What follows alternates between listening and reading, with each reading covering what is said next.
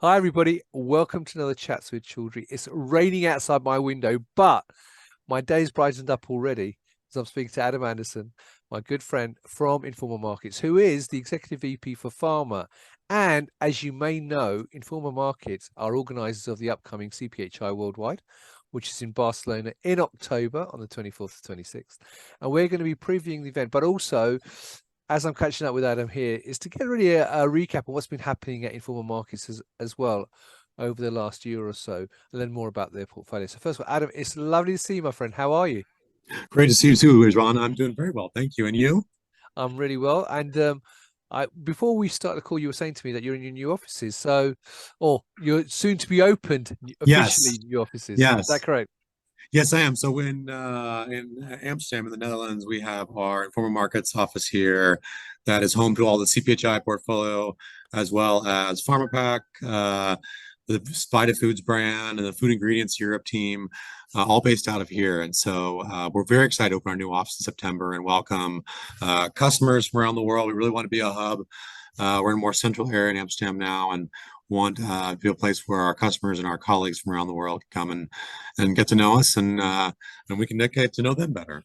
Fantastic. Now, actually, the last time I saw you in person was within 24 hours actually, because I saw you opening officially CPHI North America in Philly. That's right. And Yes, then, much to my surprise, I saw you the next day in New York, walking around that's right. Interflex. Oh yeah, yeah, Interflex. Yes, exactly. Yeah, Exactly. that was quite a trip. I had been at CPHI Japan the week before. Came to the U.S., of course, my home country. Went to Philadelphia, saw some family in between, and then to New York. And it was an epic trip, a 10-day trip, but it's great. I thrive off of that. I love seeing people, and I think I still have like this pent up like demand to like see more people from around the world and go to more places because I think that's like I love that, but also it's part of what we do, and connecting with people from across the pharma industry just gets me so excited. Fantastic. Well, that's actually a perfect segue, Adam, because for people not familiar with Informal Markets and particularly the pharma portfolio, would Yes. you mind talking me through what that encompasses? I mean, you mentioned a couple of the brands there, but I know it's expanded quite a lot, and it's not just events that you do any longer. So perhaps you could tell me a bit, tell viewers a bit more about Informal Markets. Sure. So Informa Markets is a division of Informa Group PLC, UK-based organization. Um, Broadly, we have events, conferences, all sorts of content and data intelligence, as well as a publishing division under the Taylor and Francis and Route Publishing, lots of other known brands in different markets. But we provide we're in the information market intelligence business, but also providing market access through our primarily through our events around the world for informed markets. We're in a number of different industries and verticals, aviation, construction, food, all sorts of different industries, and one of those is the pharmaceutical industry, which is under the CPHI banner. For those that don't know, CPHI started as the Conference on Pharmaceutical Ingredients, and then of course, it's grown over time and from just a conference. And so we've stuck with the CPHI brand. It's so well known now, over 30 years old. And really, CPHI and PharmaPack, but CPHI in particular, represents the entire pharmaceutical supply chain. So from APIs and raw ingredients all the way up to finished products, outsourced services, contract research and market development, all that under the CPHI brand. Right now, in terms of the brand itself, though, um, obviously, and we talk before we talk about Barcelona specifically. Um, how has the portfolio changed since the pandemic? Because obviously, pre-pandemic, you knew about CPHI Worldwide, you knew about CPHI North America, you knew about CPHI Japan, but the pandemic, I know, has impacted how the portfolio has changed in terms of what your offerings are to customers. Absolutely. I mean, I think obviously it was a huge impact to our entire business to not be able to have our live events. I think also impact to the communities that we serve and work with to not be able to gather annually or many times a year in our case. And so we were coming out of the pandemic, and thank goodness for all the innovations in the pharma industry for making that possible. We really wanted to come back. Like, how do we come back as a brand, make our events more meaningful, and offer more products that are suitable and reach people in more places. And so, obviously, everything in the world has accelerated through the pandemic. I mean, digital innovations and new opportunities have come about. So we want people to be able to travel to our events face to face as more meaningful and more impactful than ever. I think people are still really hungry for that. But they're not able to travel, so we're offering digital platforms and the capability to connect people who are there in person or connect with somebody elsewhere in the world who's not able to travel, but making that very easy for them to connect. And that's adding a lot of value and new meaning to the way they can conduct their business. Right. Now, CPHI, as I said, and you mentioned, is a brand which has got sort of geographical events, Yes. literally globally. And I know I was talking to you and you mentioned CPHI, is it Korea? Is that correct? Korea? Yeah. Yeah. Yes. So for those again, Yeah. so those again not familiar with the portfolio though. So what countries do you have CPHI in? Oh, great question. So we have currently in 2023, we have 8 different CPHI events. We have PharmaPack Europe, which is part of the CPHI family, but of course it's very well known, very well regarded event in pharmaceutical packaging and drug delivery. CPHI traditionally focuses on ingredients as the core product. That's still a large majority of the show. Has a whole supply chain. We have our North America show in Philadelphia. We have our CPHI Europe show, or well known as CPHI Worldwide, but we just call it CPHI and the city. So Barcelona this year, Milan in 2024. We have CPHI India in Delhi every year in November and December. And then we have CPHI China, of course, great welcome that event back this year. CPHI Southeast Asia in Bangkok, CPHI Japan in Tokyo, CPHI Korea, and I always feel like I'm missing one. I think I've covered them all. And very excited to have all those events. Next year, we're really excited to re-engage in the Middle East region and launch our CPHI Middle East brand in Riyadh at the Malham Exhibition Center. So a fantastic opportunity for us to relaunch our event. We had an event in the Middle East for several years in Istanbul and then Abu Dhabi. We had plans to relaunch in Riyadh in 2020, and now we're very excited to launch there again. Have a launch there again in 2024. So we'll have 9 CPHI events and then a FarmBlock event. So 10 events in total. That's amazing. Now, and just as I obviously am familiar with North America and obviously worldwide as well as PharmaPack, but having not had the pleasure to go to those other locations you've talked about, as an organizer, is it very different having those events? I mean, are they unique in their own way, those events? I suppose I'm trying to ask you, are they just carbon copies of the standard? There was no standard thing about it, obviously, Yeah. CPHI, but CPHI, you just bolt it into India or China, or do they only have their own unique look and feel as well? It's definitely the latter. We want them to have their own unique look and feel and experience. We want them to be part of this global CPHI network, of course, but we say it, but we really do mean it. We want people to feel like they're at the heart of pharma when they're at our events. That's really what it's all about. It's like you are there, you're talking to your partners, you're seeing your colleagues around the world, discovering new innovations and new companies. That's the heart of pharma. And we want people to feel like that wherever they are, but also making sure that the experience, the food, everything around it, as our local colleagues and our teams around the world, partner with our global team to make sure that those events deliver on that incredible experience, but also reflect the global nature of the industry.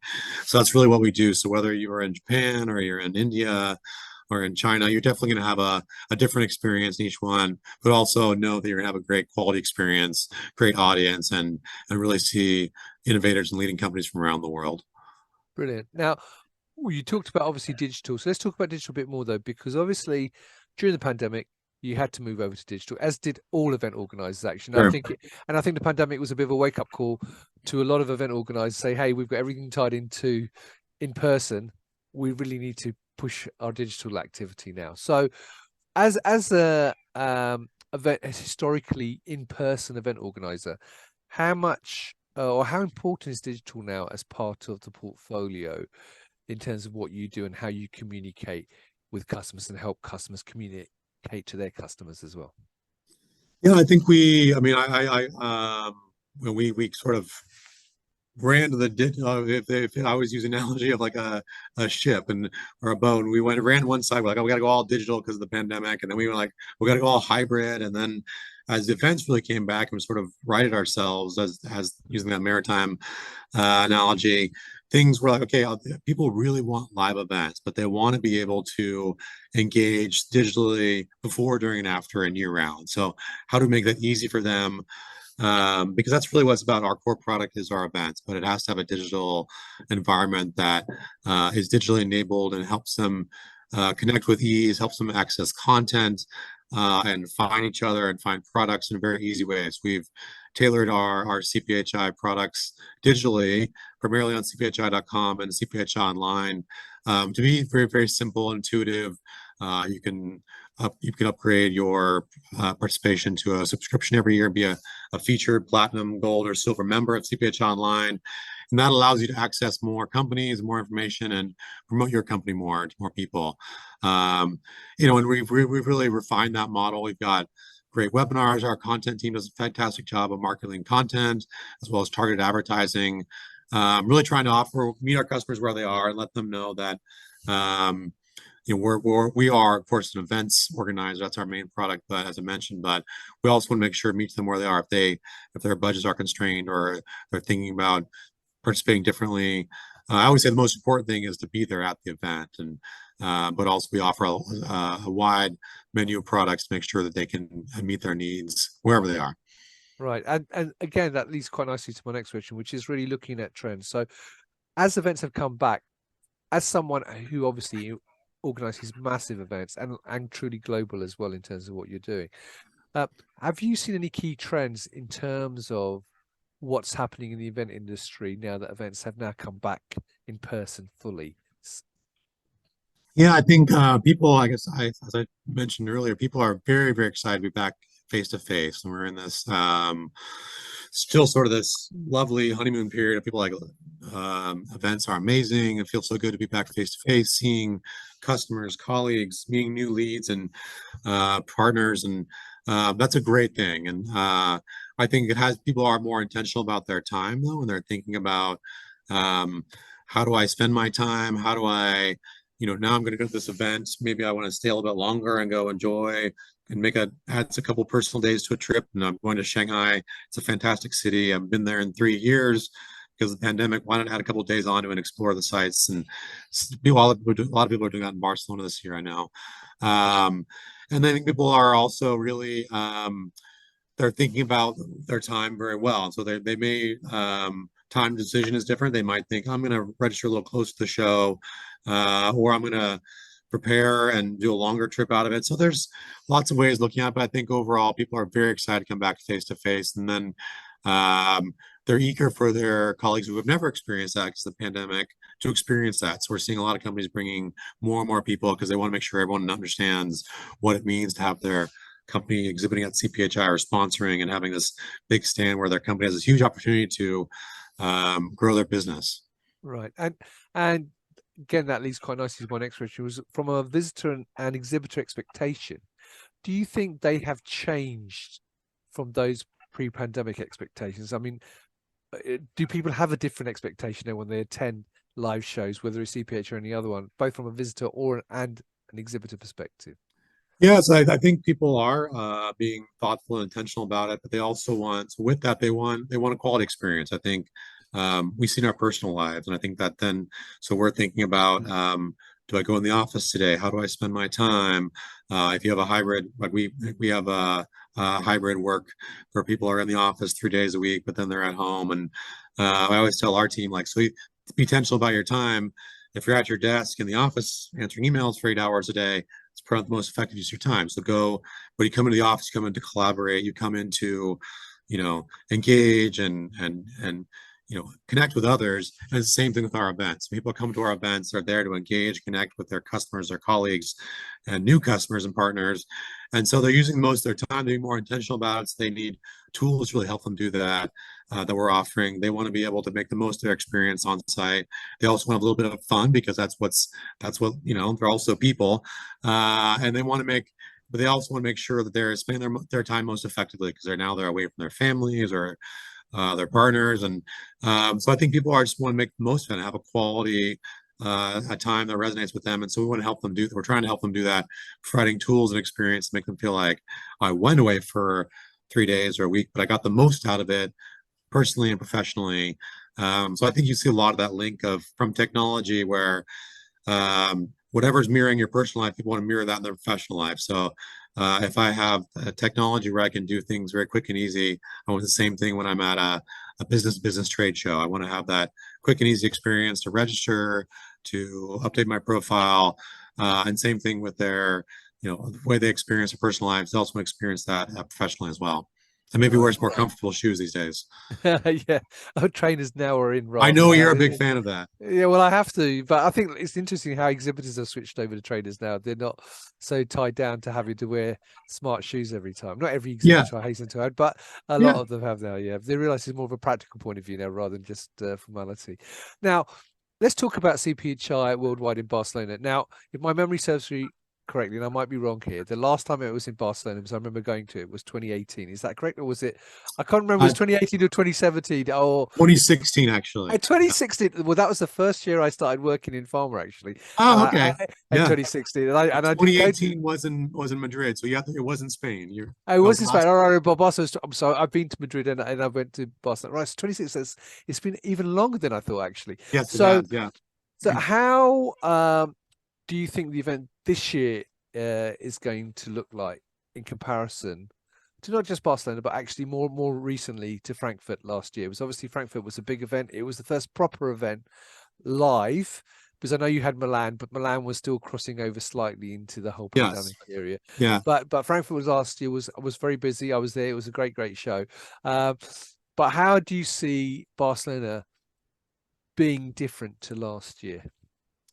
Well, that's a great question. I think we look back at we have years and years of data. We have data-led decisions across informal markets. That's much informs of us what we do, how we expand, where we go, and it's tricky during the pandemic and making decisions so far ahead and thinking, okay, we love to rotate our show. It gives us a fresh audience, gives a focus on different countries, gives those countries and local exhibitors and attendees to really participate, maybe in a more in a stronger way.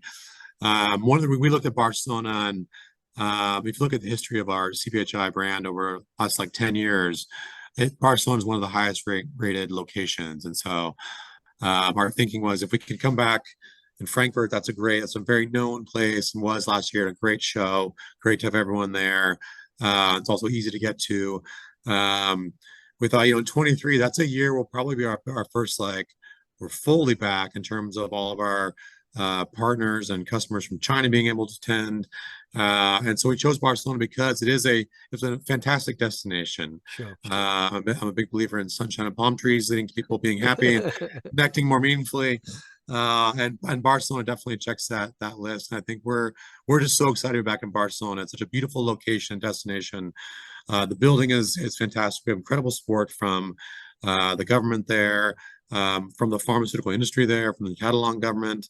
And it's really only the second time we've been there. In fact, but many of our exhibitors, attendees look back at that edition and they asked us, when are you going back to Barcelona? And so we wanted to know that we hear them and appreciate them. So we have an incredible opportunity and atmosphere this year. Of course, at the rate where the pharmaceutical industry is growing, we are growing as a show.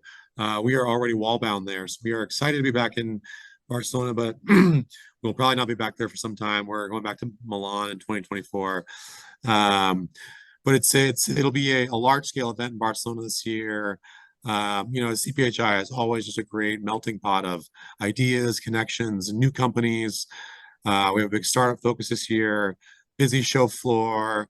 It's a beautiful building there in Barcelona. We'll be extremely busy and, advise everyone to do as much planning as possible through our website and our app and pre-register, make sure you've got, know who you're doing. I know people do already. We see this through our website platform. People are booking plans, making connections well ahead of the event, have their whole week booked out months in advance. And of course, we have a great content program every year, and that's a big theme for us every year. We've got 9 dedicated themes across the entire pharmaceutical development and manufacturing supply chain. So very excited about that. And just more invaluable experience to connect face to face, which I think we were all missing so much during the pandemic.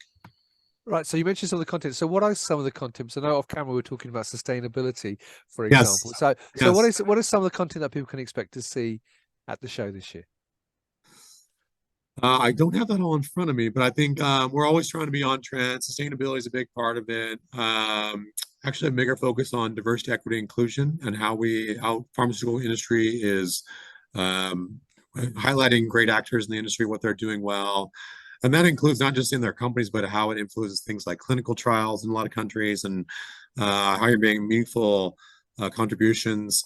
Sustainability, I think, is something that it's and environmental standards and guidelines, ESG, is something that's more and more important, particularly for larger companies. The sort of end finished products are gauging their entire supply chain off of those standards. So we're trying to educate companies on how they can make sure that they're cooperating with that. There's always trends around. People want to know like what they see ahead of us. We just released our sustainability report for 2023. I know. So it came out yesterday, didn't it? Yeah. Yeah. Yeah, so thanks to our content team and particularly Lucy Chard and our team for doing that. And we're always forecasting what's ahead, and when we always release that around our fall European event around what we see as trends in the industry. So excited to have that coming up, and but a lot of the content is around trending, like what's happening in APIs, what's happening in sourcing, what's happening in pharmaceutical manufacturing 4.0. What does that look like? How is AI going to continue to influence the industry and continuous manufacturing? All these factors that will make us more efficient, more effective, and really tap into new ways of working that impact people in the industry, but also highlighting areas that are growth opportunities. Obviously, we see great opportunity in the Middle East, so we're launching a show there. In Spain and in Europe, so much growth happening in different places, and how do we make sure that people understand why they're there, why we're there, and what the opportunities are in Spain as well. Right. Well, final question. We're looking ahead, Okay. obviously. You talked a lot about obviously the portfolio, and you touched on it already in terms of talking about Riyadh next year, and also CPHI WW is going to be in Milan next year. So, looking ahead to 2024 and beyond, what can people expect to see from the Informa Markets portfolio going forward? Well, from Informa Markets, but specifically the CPHI portfolio and pharma portfolio, we're continuing to look at the whole ecosystem and how we can grow that. And I mentioned briefly the startup market we have this year, and it's we're bringing 40 different startups to Barcelona this year. A lot of them are Spanish-based, which is really exciting. So as we rotate the show to Milan and Frankfurt in future years, we'll be able to highlight local and international startups, and really want to keep growing that segment because and startup as a definition is tricky within the pharma industry. It might be 5 or 10 years old and still a startup by definition, or funding or approvals. But we felt like it's one of the greatest areas we can focus on in terms of what the show really keeping to engaging those new startups, new companies, because every company at one point was a startup, whether they're 10 years old or 100 years old. We're very excited to keep emphasizing sustainable practices and innovations in the industry. We have great partners in PSCI helping us elevate those standards and augment that. Everything from sourcing and understanding things all the way to finished products and packaging solutions, renewable energy, how things are produced. That's all very important. So we're trying to implement that throughout our show as well. We have programs like Better Stands. We have a new sustainability center we're launching this year in Hall 8.0 at Barcelona to really highlight our future in sustainability, how we see the show evolving to meet that need, and really making sure that our customers understand this priority and how they can do it and represent themselves sustainably. And then, of course, we've got our CPHI awards. We haven't talked about that yet, but that's a big part of what we do. Yeah. So I do want to mention that because that's a big part of what we do. We had a great show last year, a great award ceremony last year in Frankfurt. We changed the format a bit, so it's a bit more of a celebration, but also place can gather and have some bites, have some drinks. And this year we're excited to highlight a special prize around the heart of pharma,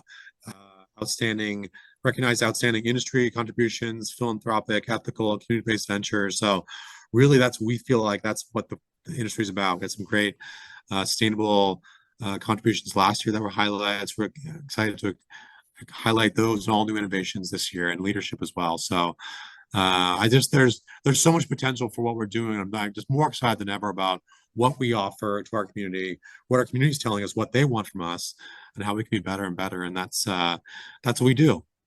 Well, that's fantastic. And your enthusiasm shining through there. So actually, I did say that was the last question, but here's my last one, actually. Okay. Final pitch. If people are undecided, despite what you've said, why should they be at CPHI Worldwide in Barcelona in October? Well, I think there's more risk in not being there than being there. You've got to be there. You've got to be there to see all your partners, your customers, your potential new business partners and leads. Whether you're exhibiting or not, you have to be there. This is where the pharma industry comes together. This is the world's largest pharmaceutical event in the world. So you have to be there. If you're not, you're missing out on global trends, global connections, global innovations, and seeing what's the newest and greatest in the pharma industry. Fantastic. Well, Adam, thank you very much for taking time out. I know you're a very busy man, so thank you for taking time to talk to me today. It's been a pleasure to see you once again. Hopefully we'll catch up in person at CPHI Worldwide. So there you go, viewers. If you hadn't already registered for CPHI, click on the link above the video and register now. It's dead easy, as Adam said, and you can register and get access to the event. If you are still undecided, well, actually, you can click on the event link and learn more about the event anyway, but also look out for a couple more interviews I've got lined up with Informa Markets to talk about the content specifically and all about sustainability, which will be coming out in the next few weeks as well. So, Adam, I appreciate your time genuinely. It's lovely to see you, my friend. I hope Likewise. I have a great build up to not just this event, but all the numerous other events that you're planning for the rest of this year and into next year as well. And viewers, I hope you found that interesting. If you've got any questions for Adam and the team, feel free to put them in the comments below. And until next time, as always,